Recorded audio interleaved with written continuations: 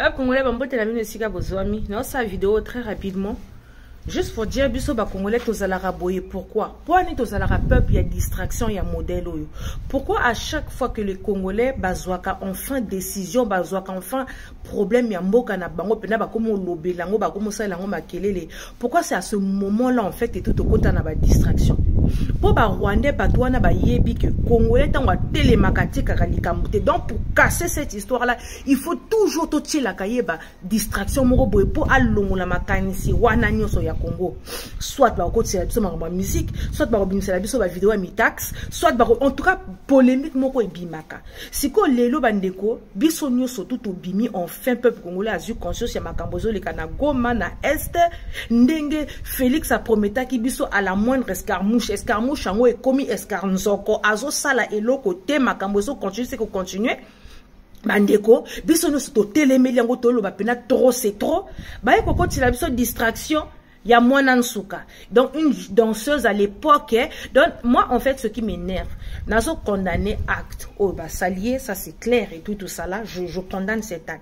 Mais pourquoi maintenant, juste au moment où Bissonio surtout misu Ezaboye na Congo, Bissonio so misu ga na Congo, Bissonio so misu ga na Makambu, Denise Nyake wa Lobaki, que problème ezate, est wana bazwana bangwe, bako na biso bakokolo na biso, bakoya ko récupérer en attendant S1 et kenango pour meza nango tata ku tekei. Donc c'est dire que biso no surtout telemela ki likambwana et choka ki biso donc biso no surtout miso Ghana Congo ale bayo bimisala biso makambu ya Mwana Nsuka o à l'époque boye bisanga nanu bon Mwana Nsuka ba viola qui est pas jibempia na ba botisa qui oui ça c'était à l'époque. Alors pourquoi elle a pas dit ça à l'époque de Kabila? Pourquoi elle a pas dit ça lors du premier mandat de Félix? Pourquoi maintenant? Abimi kaka lelo pourquoi? Et si Kabiso nous soit consommer Makamba Congo, Abimi lelo ka pourquoi? Pourquoi elle est sortie que aujourd'hui? Hein? Na lobi boye, ok, ba viola à l'époque. Ba na o ya ba bébé, ya ba 2 mois, ya ba 3 mois, ya ba 4 mois, ba so violé na S1. Voilà, ezo lobe la bino rien. Hein? Ba na ya ba 5 ans, 3 ans, 1 an, ba so violé na S1. Ezo lobe la bino rien.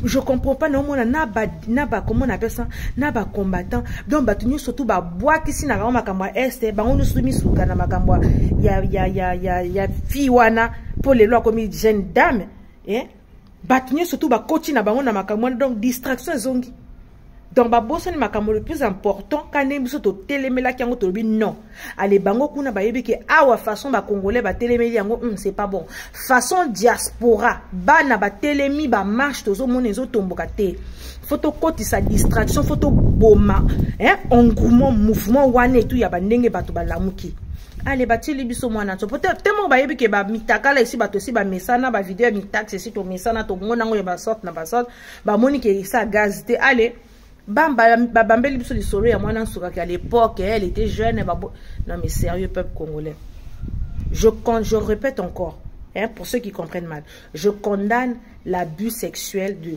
nos musiciens envers les enfants qui souffrent qui viennent chercher du boulot mais wesh pourquoi maintenant Mwana Nsuka banda tonwana ozalaka wapi pourquoi tu viens parler de ça kaka lelo kaka lelo ndenge biso so condamner Denise makambo alobaki ke non S1 et kenango bana na biso bakoko na biso baroboto la Félix yuma na mona ba bolole ya ba yuma ya ba prison munoko pamba ba 2 mètres ya pamba munene ya pamba munoko ya pamba mangungu ya pamba yo olaka biso awa scaramouche makamuni nango ko lobe pa Marius Munga kuna yo moko maka donc mona yo moko lobaki kangyo awa oko kalisusu te à l'époque tant sasunge susu pena na so na lisuba tant ba sala ba guerre na bango kuna na Congo Brazzaville siko ba missile wana ba bando je sais pas qu'ils étaient en train de se battre au Congo Brazzaville wana ba missile moko ekosa na ka liboma ekoya na RDC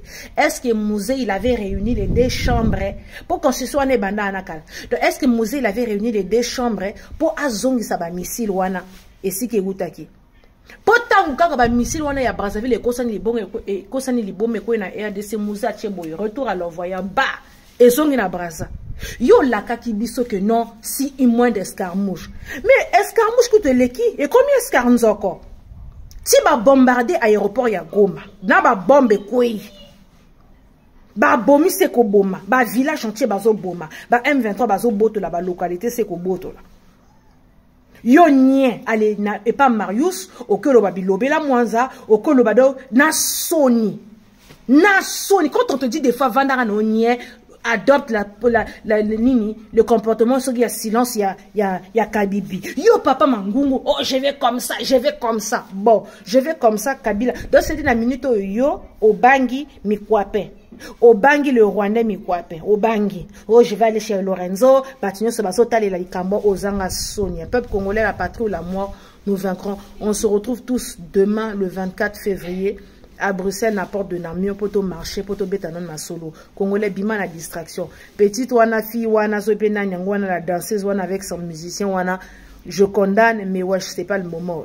Zela nanou, Zela toto si ça va Congo.